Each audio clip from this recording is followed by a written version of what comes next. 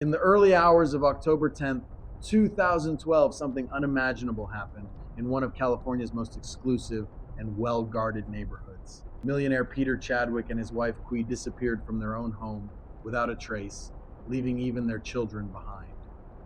No one could imagine what might have happened to such a successful family. But the mystery began to unravel the very next day when a single 911 call changed everything. Peter Chadwick, a 48-year-old British millionaire and real estate investor, came from a well-to-do family. His father was also a millionaire. His wife, Qui, was 46 years old and also grew up in a wealthy Malaysian family. Peter and Qui met in college and had been married for 21 years.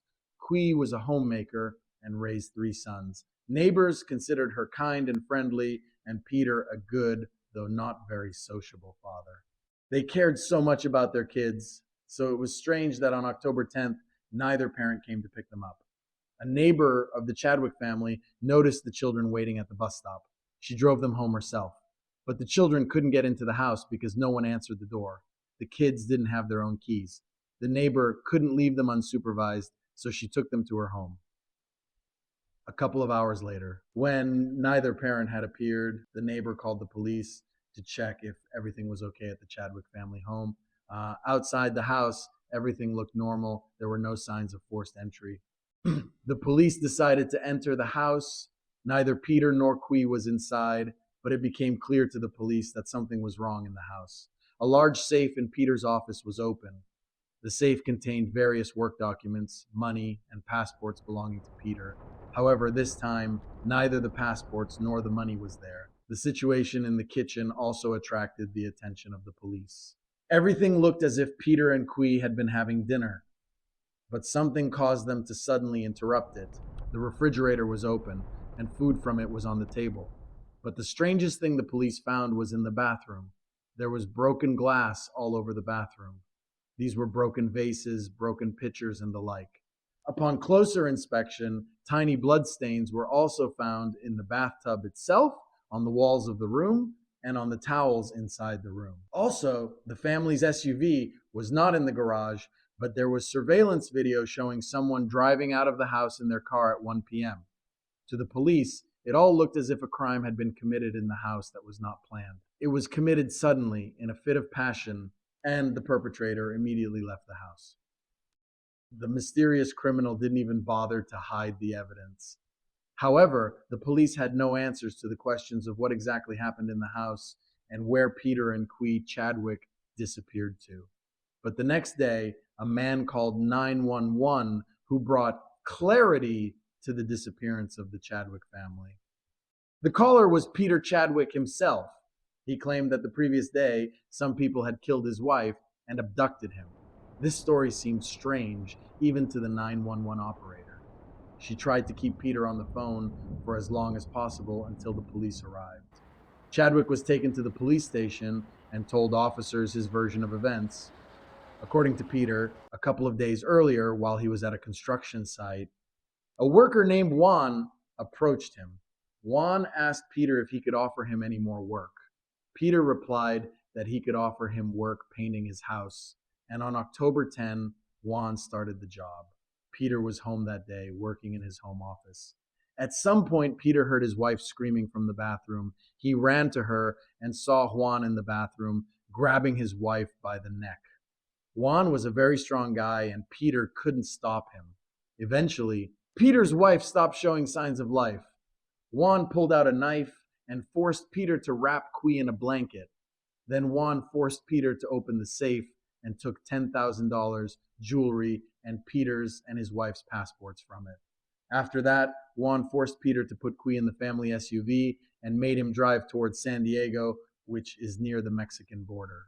All the way, Peter begged Juan to let him go and allow him to bury his wife. During the trip, Juan called his friend. They spoke in Spanish, and Peter couldn't understand anything in their conversation.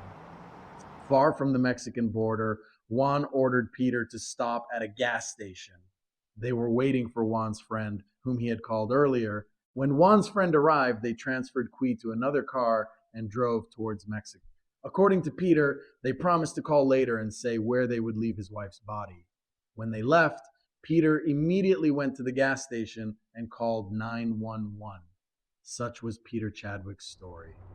The police were skeptical of his story, as no traces of Juan were found in the house or in the car, and Peter himself was covered in scratches as if made by women's fingernails. As a result, Peter was arrested and became the main suspect in the case.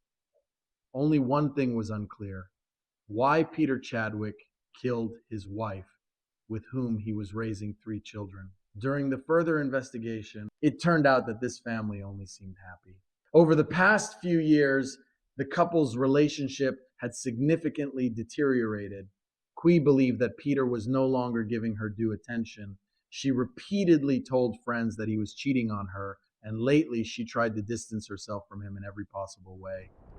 Qui's friend confirmed that Qui was thinking about divorce, and then Peter would have to give Qui part of his capital. As evidence of the couple's discord, police found a handwritten page of text and looked into Peter's computer. It looked as if Qui was monitoring her husband's search queries and secretly recording what her husband was interested in online. His search queries were mainly related to adult services and other topics causing serious concern. Undoubtedly, such queries could not but upset Peter's wife. In addition, the police learned that shortly before Qui's disappearance, Peter had health problems related to his too turbulent personal life.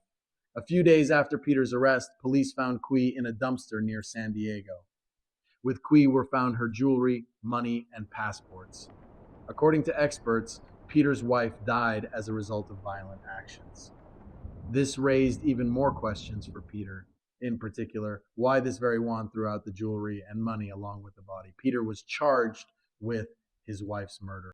As I said, Peter was a rich man. He used all his connections not to wait for punishment behind bars. One of his main arguments was that he had to take care of his 3 children. As a result, using all his family's influence, Peter managed to ensure that he was released on a $1 million bail. However, this was a big mistake for the police. Peter withdrew as much money as possible in cash and disappeared. Somehow, without documents, he managed to escape to Mexico. A reward reaching up to $100,000 was announced for his capture. For 4 long years, Peter managed to hide in Mexico. But in August 2019, he was arrested and deported to the USA. Ultimately, despite all attempts to evade responsibility, Peter Chadwick was forced to plead guilty. The court sentenced him to 15 years in prison. And this story became a reminder that even in the most seemingly perfect homes, things can happen that no one suspects.